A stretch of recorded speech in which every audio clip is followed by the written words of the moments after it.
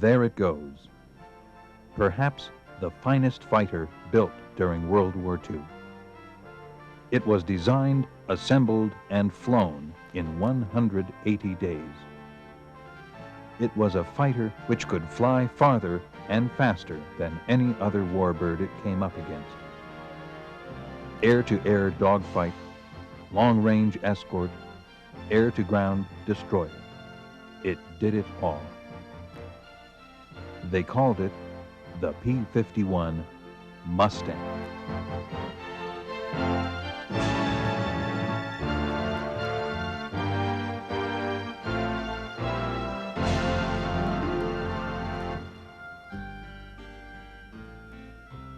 The P-51 dated from a British wartime requirement to develop an export fighter from the United States.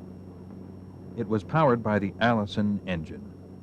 The British were very happy with the first models, but were much happier after the Merlin engine was put in it. The Merlin engine, which was a British-developed engine, was licensed and built in the U.S. by the Packard Company. It was built to higher production standards than the British Merlin, and it performed brilliantly. Its gear-driven supercharger installation turned the P-51 into a fast and flexible machine due to its very fine high-altitude performance characteristics. This was something that the Allison engine, which powered the P-40 and the P-38, did not have. The Mustang was flown by more top aces than any other Allied fighter. The P-51 had a 37-foot wingspan with a total length of just under 33 feet. Its height was 13 feet 8 inches. It was powered by one Rolls-Royce Packard Merlin V1650 engine. It had a maximum speed of 437 miles per hour. It weighed 7,100 pounds empty and 12,100 pounds loaded for battle. With its combination of range, speed, maneuverability, and armament, it was the premier fighter of the war.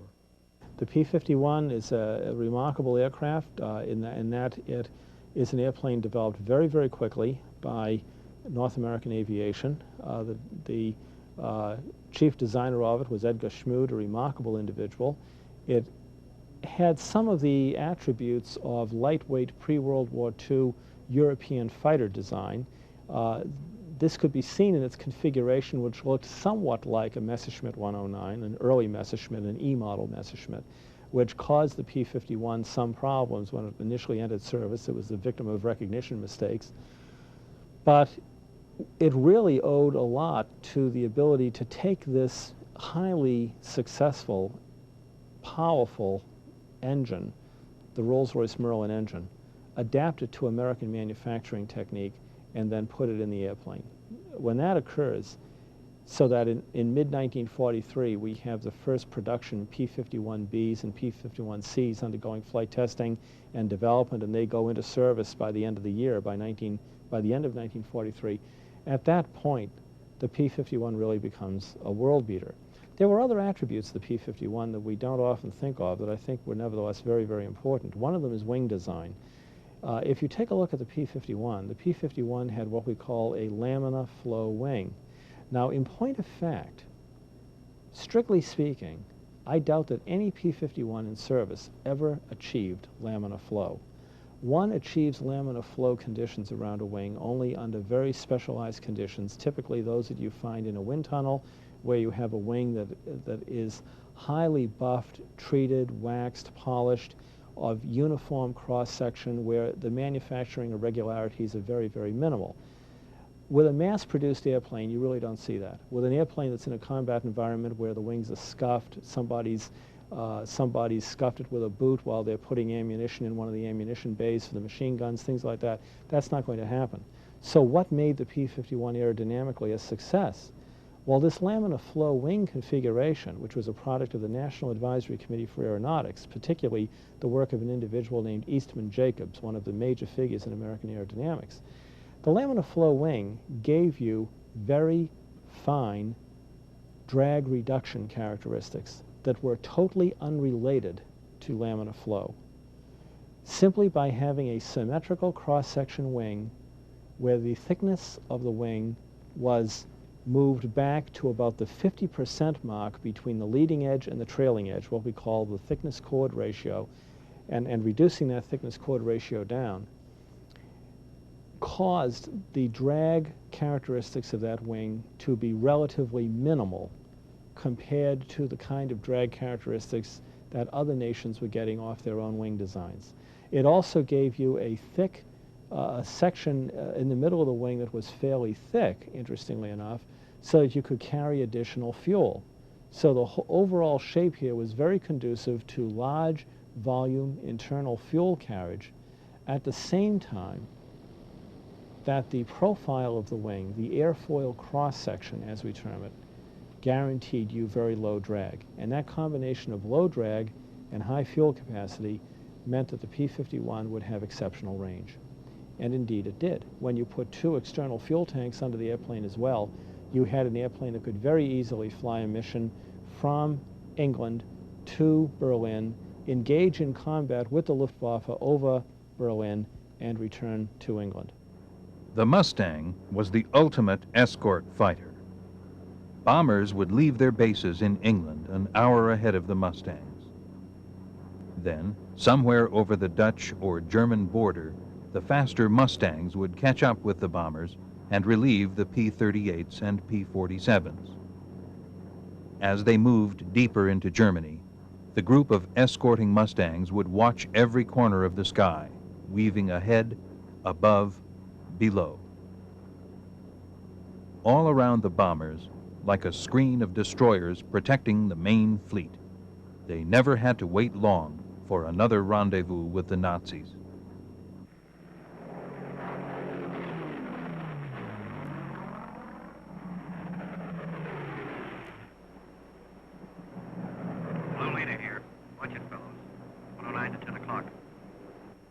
They get rid of their long-range wing tanks before the fight. Then down they go for the kill. With a touch of a finger on the stick, a camera and 8 machine guns are put into action. A small camera set on the wings makes the record. Often the pictures are poor due to gun vibration, but they offer a glimpse of what happens in the instant of action as the pilot sees it. The enemy fighters are massing for an attack on the bombers, while the P-51 pilots watch every move the German pilots make. The Germans make a sneak attack on Allied bombers from behind. Gun camera film captured from the Nazis reveals how they hammered the bombers with their 22 mm. A B-17 catches fire and goes down in flames. This one had half his tail shot off, but is still going ahead. The Allies lose another, but they can't be stopped. The P-51s, often heavily outnumbered, engage the Germans all over the sky. Day after day, month after month, the Mustangs fight the Messerschmitt 109s and the Focke-Wulf 190s. Now these P-51s are on the attack. 2 against 10, 6 against 50, they block the Germans' mass assaults against Allied bombers until the Allied victory column soars at the rate of 4-1.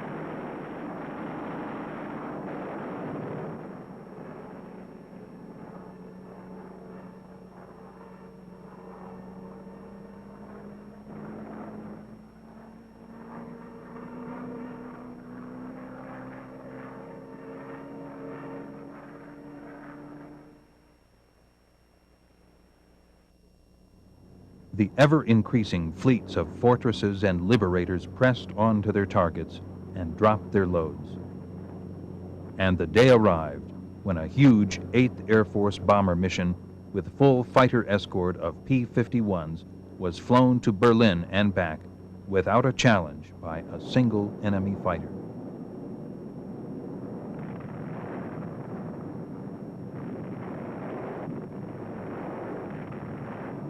But before that eventful day, the Mustangs had many missions to perform. While Allied bomber and fighter losses were less than the Germans, they were still high. More bombers and fighters and more well-trained pilots were sent each day, and the Allied fleets grew ever larger.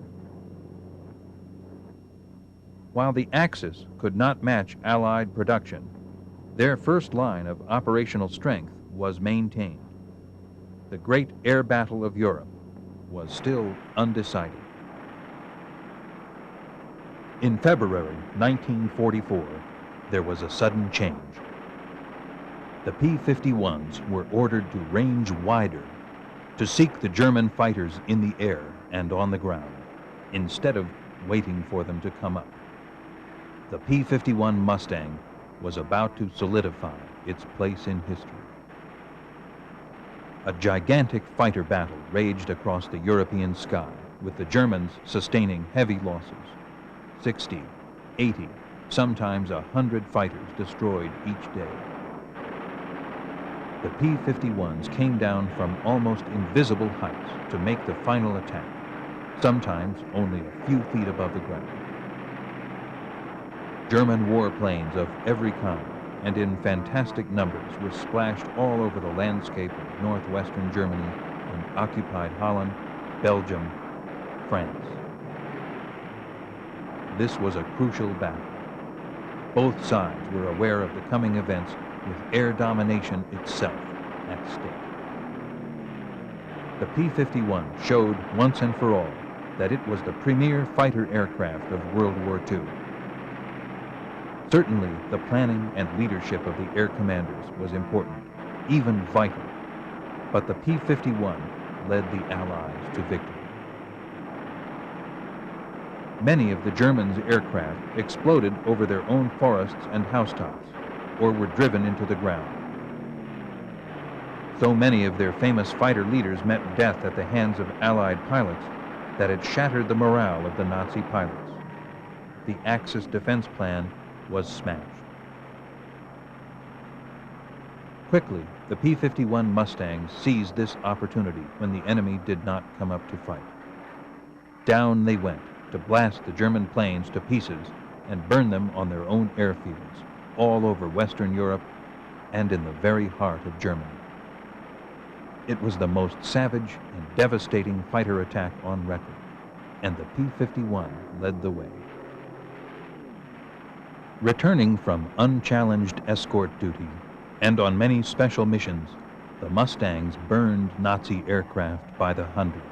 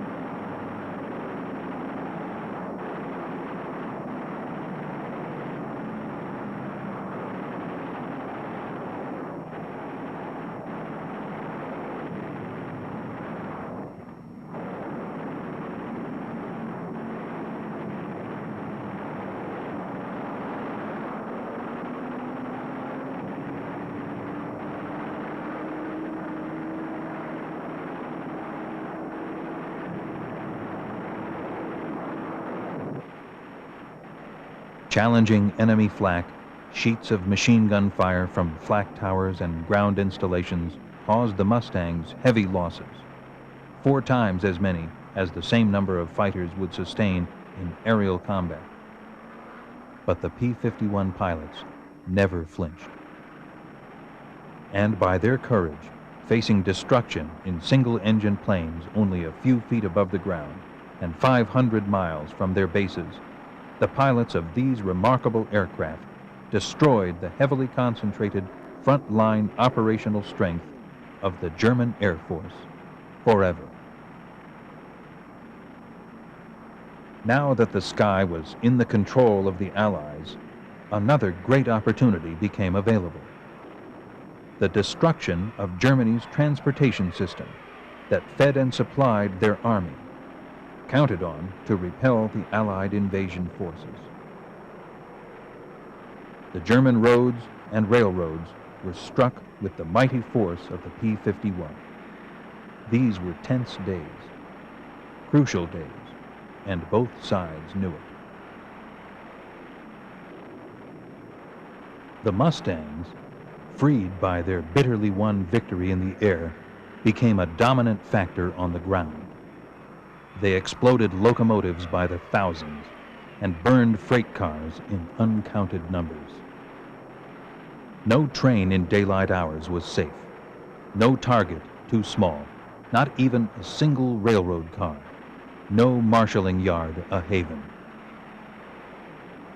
Germany's desperately needed rail transport system was shattered all over the map. Bridges, oil tanks, flak towers, radio and radar stations, trucks carrying ammunition and supplies, staff cars carrying high German officials. Road traffic of every kind and description was destroyed until German convoys could only move effectively at night. The impact of this successful air war was readily apparent. Allied armies could now drive forward without having to keep one eye cocked over their shoulders, their gun emplacements unobserved. Flying this Top Gun was a pilot's dream and an enemy's nightmare. Few people have ever flown a P-51. Many who did never made it out of World War II. But for the top-scoring Mustang aces, it must have been a wonderful ride. While nothing can replace the real thing, one can imagine what it would be like. With the help of an old World War II training film and a vivid imagination, one can head for the sky with the help of an ace fighter pilot. For the next few minutes, sit back and enjoy the ride. Let's stop shooting the breeze and get this ship off the ground. Okay, Bob. Colonel, if you'll join me in the control tower, we'll have grandstand seats. Right. See you later, Chilton. Right, sir.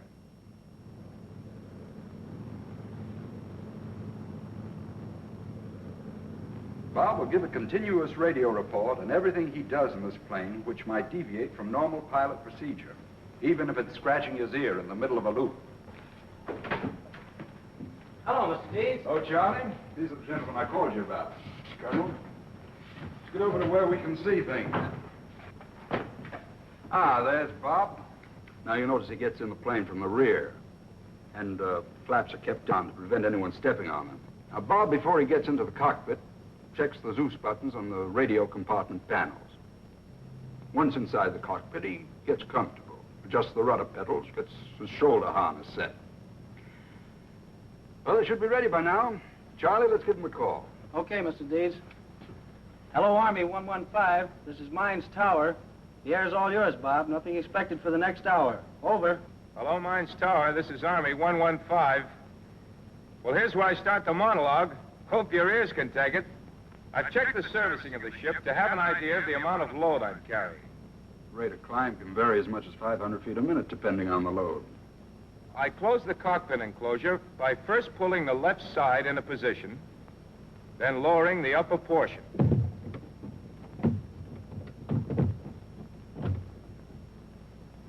And I make sure the enclosure handle is locked in place with a safety latch, and rear hatch and felt molding is checked. He checks to see that the warning pins in the right sliding track are down. Pins checked. Starting the regular before starting engine check. Be sure that the tail of the P-51B is anchored securely, and that the flaps are kept up. You see, the weight of the new Rolls-Royce engine has moved the center of gravity forward. As a result, the slipstream from the prop is liable to force the tail up. During my regular check, I make sure that the emergency boost control is in automatic, as I'm only to use it in case of war emergency for not more than 5 minutes at a time. Making sure supercharger control in automatic and not in low. Coolant and oil switches checked in automatic. Fuel booster pump on normal. Finish check, starting engine. Clear.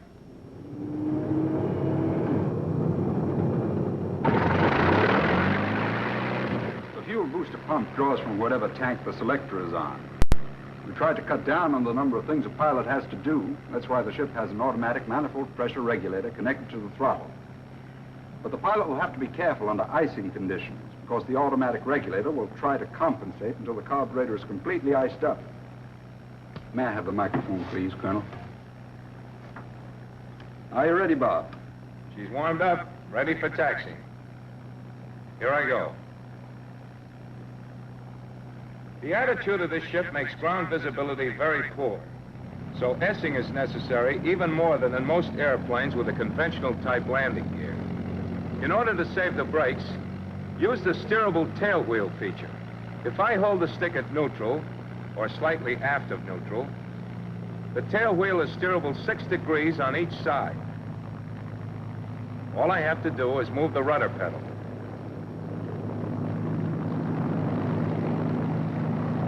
The 6-degree steering feature doesn't allow sharp turns. In order to make one, I simply push the stick forward as the tail wheel unlocks and becomes full swiveling. However, excessive throttle or excessive use of brakes with the stick forward should be avoided to prevent nosing over. Making regular cockpit check. If in doubt, use the checklist. Every Army plane's got one. Flaps up. Coolers open. Trim tabs, 7 degrees, right rudder trim. Note that I switched the fuel booster pump to emergency. The pump draws from whichever tank the selector is on. Instruments, okay. Switches on main panel, okay. Checking oxygen gauge. Switches right panel, okay. Gas tanks, full. Running up engine, checking mags. Now, I use no flaps normally for takeoff, but if I were carrying bombs or external tanks, I might use them. So to show the operation, I'll use them this time. The best settings, 20 degrees flaps and 6 degrees tail heavy on the elevators, as the plane will get off more quickly and give a greater feeling of control that way. The manifold pressure can be used as you need it up to 61 inches. The propeller control is fully forward for the maximum RPM of 3,000. Taking off.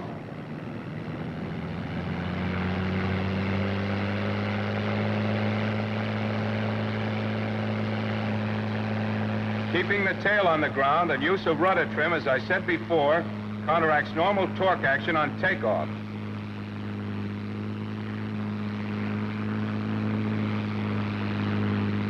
A bit of back pressure on the stick has to be used to keep the tail down.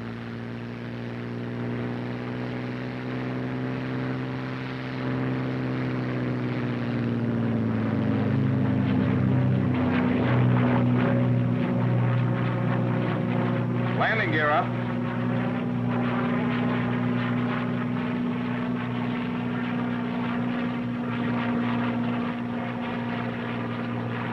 Here come the flaps. Practically no settling when they're raised. Fuel booster pump in normal. The plane feels normal now that it's off the ground. I'm heading upstairs. Let's get a pair of binoculars so we can see what's going on, Colonel. There's a pair, Major. Thank you.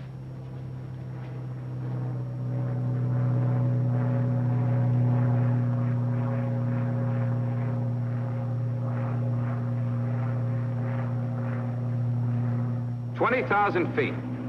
The supercharger just changed over in a high blower. A jump seems to occur in the engine, then the manifold pressure returns to its original setting. It switches at an altitude of between 20,000 and 20,500 feet. Heading on upstairs.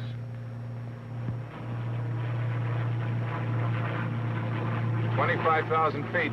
I've leveled off." Hello, Chilton. Hello? How is she on directional trim changes when speed and horsepower are varied? I'll throttle back and give it a whirl. The airplane is stable at all normal loadings, but the directional trim changes at low speeds as horsepower and speed is varied. However, the rudder tab corrects this effectively with only a slight adjustment, and it should be used as necessary. Normally, there is no trouble as the plane is naturally stable. That means the P-51B will remain at any altitude without adjusting the trim tabs. Less work for the pilot. Now I'm going to show her stalling characteristics. The stall is comparatively mild and occurs at approximately 95 miles per hour indicated with gear and flaps up. About 3 or 4 miles above this stalling speed, a slight elevator buffet occurs. Plane 6 at distance, then rolls over on one wing. It doesn't whip over as some other planes do and has very little tendency to drop into a spin. The recovery is completely normal. All that has to be done is to release the back pressure on the stick and apply opposite rudder. With the gear and flaps down, the stall would have the same characteristics as before, only it occurs at about 85 miles per hour indicated. Hello, Bob. Show us a couple of dives. Okay, Colonel. Here she goes. Plane gains speed extremely fast in a dive.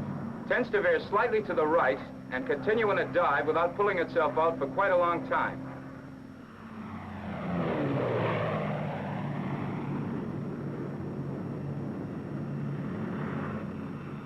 The propeller doesn't overrun during the dive, does it? Not a bit. I put it at 3,000 RPM and it stayed nailed there. Any other questions, sir? No, thanks. How about doing a couple of rolls for us? Here's one to the left. Rate of roll is extremely fast, especially at high speeds. That's due to the sealed balance aileron. It's the final result of 14 different designs. That fast roll really counts, too. Yes, that means the pilot can disengage the enemy a lot quicker. We believe the only enemy ship that can approach it for speed of roll is a Focke-Wulf 190. Here's another dive. In the dive, the pilot doesn't have to maintain excessive forward pressure on the stick. Catch the slight tendency to veer to the right with a trim tab, if in a prolonged dive. Otherwise, the ship is positively stable in the dive. Hello, Arthur. I'm going up to high altitude and put her in a maximum speed dive to show you how fast you'll go before reaching compressibility. Okay, Bob, let us know when you're up there. Roger. Now then, while Bob's climbing, there are some points that might interest you, gentlemen. Let's sit down, shall we? Colonel? Thank you. Now, as you know, the true speed of a plane at the time compressibility occurs, divided by the speed of sound at that altitude, gives us a figure called the Mach number. So named after the man who discovered the relationship. Let's take an example. We'll say the plane reached compressibility at 560 miles per hour. That's true airspeed, at 10,000 feet altitude. Dividing this speed by 724, the speed of sound at 10,000 feet, we get, and gentlemen, we've done this arithmetic many times before, 0.76, the Mach number. Now that number indicates the speed a plane can dive at any given altitude. The higher the Mach number, the faster the plane can dive without encountering compressibility trouble. We believe the P-51B has the highest Mach number of any fighter. 38,000. Are you all set down there? I guess we're all set. We had enough theory for the moment anyhow. Major, should we let them know we're still down here? Right. Hello, Bob. We're all set down here. You really gonna wind her up for us? Just you hold on to your hat, Major. Okay. Give us your indicated speed and how she acts when you get her into compressibility, will you? Roger. I'll be down in a minute.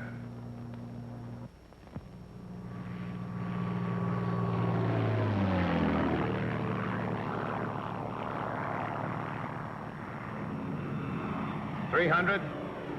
350, 400, 440. Compressibility, stick moving fore and aft. Slight elevator overbalance. Heavy buffeting on tail section. Oscillation occurs rapidly. However, control forces on elevators remain unchanged. Plane hunts slightly along horizontal axis. Pulling out now.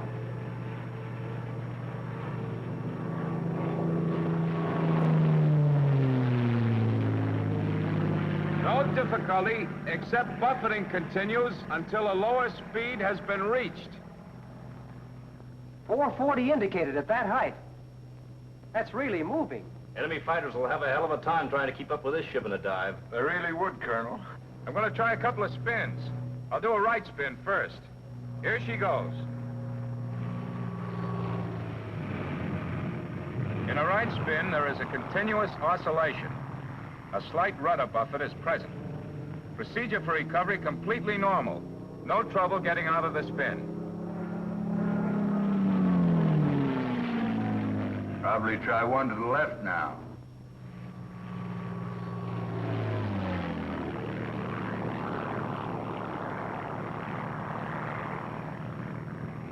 For 3 turns, an oscillation is present as in the right spin. Then the spin becomes stable. Recovery is the same. Full opposite rudder, then stick in neutral.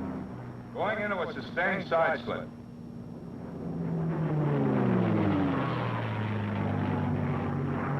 Couldn't hold it. I'll do another. The plane will not hold a sustained side slip. The aileron control is insufficient to hold it on a side-slipping angle. The ship automatically tends to straighten out.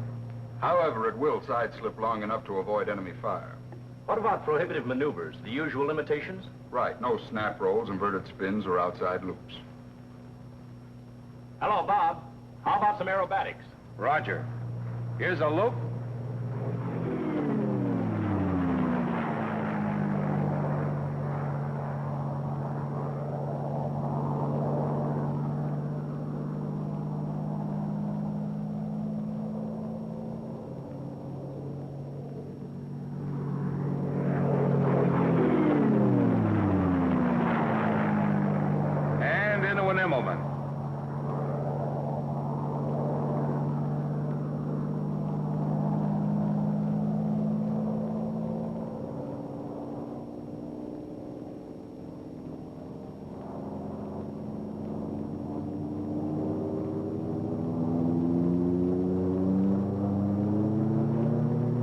Here's a climbing roll.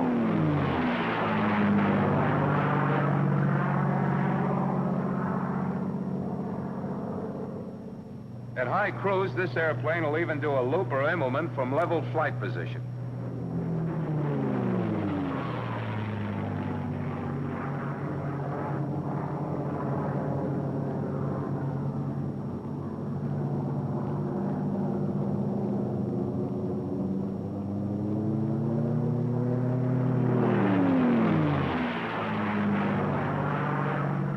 Of course, with the external fuel tanks or bombs installed, acrobatic maneuvers are prohibited. Also, every pilot should be warned not to fly inverted for more than 10 seconds. In that position, the scavenger pump fails to operate and oil pressure drops. Going to buzz the field, Colonel. Want you to watch this for speed. Here he comes.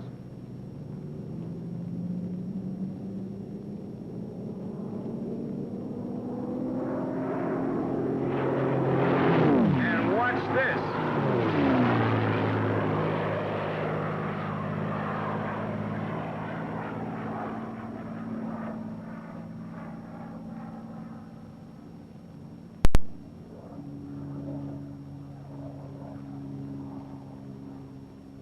Like a bat out of hell. Boy, that was beautiful. Anything else I can show you while I'm up here? That was beautiful, Bob. Thanks, Colonel. Hello, Army 115. This is Mines Tower. You're clear to land, Bob. Use runway 25. Over. Roger. Out. Adjust power and trim to maintain 150 indicated. When the airplane has been brought into the wind for landing, the flaps should be lowered fully. But be sure the indicated is below 165. As soon as I turn into the field, I maintain gliding speed of around 115 with a normal war load. With a full load, including auxiliary ferrying tanks, the gliding speed is between 125 and 130. Adjust the trim tab to assist in landing.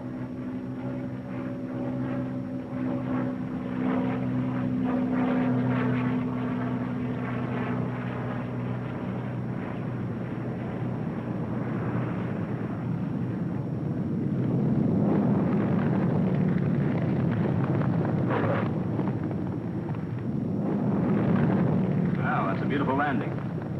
You can land just as well crosswind. The wide landing gear and the lockable tail wheel make it safe. But as you know, never use more than half flaps.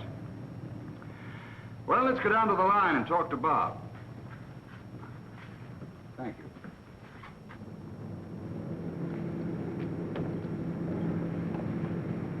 Well, how'd you like it, Colonel? Nice show, Bob. Mr. Dietz, I think we've got something. Thank you, sir. Nice landing, Bob. But tell me, what happens if you make a bad one, if you bounce her in? Do you give her the gun and bring her around again, or do you just ease it in? Well, if the attempt at landing is badly made so that the wing drops or you get a bad bounce, go around again. But don't slam the throttle open, because if you're too near stalling speed, engine torque will drive you right into the ground. You should ease the power on, get the nose down, and go around again.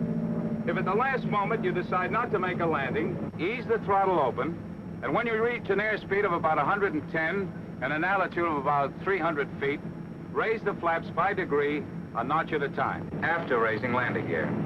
Tell me, what about engine failure during flight? Engine failure during flight. Pull the emergency release handle of the cockpit enclosure so you won't be trapped inside in case it jams on landing. Lean forward when you do, because the hatch might clip you on the ear. Drop your external fuel tanks. And if there's time, lower the flaps. But remember, you've got to do it by hand because your hydraulic pressure is gone. Keep your landing gear retracted and land on the belly of the ship. It's no tea party, but you shouldn't have too much trouble. Oh, one more thing. Get away from the ship as quickly as possible, because the cockpit can get a little warm in case a fire starts. Tell me, how does she behave on scramble takeoffs? Oh, same as any other fighter. If she isn't warm, the oil has to be diluted enough to ensure proper oil pressure at moderate power. Then, as soon as the engine will take the throttle, just taxi out and take off. But apply the throttle slowly and steadily. Sudden application, as in any takeoff, causes the engine to cough and spit. How'd you like me to check you out on it, Major? What are we waiting for? Excuse me, Colonel.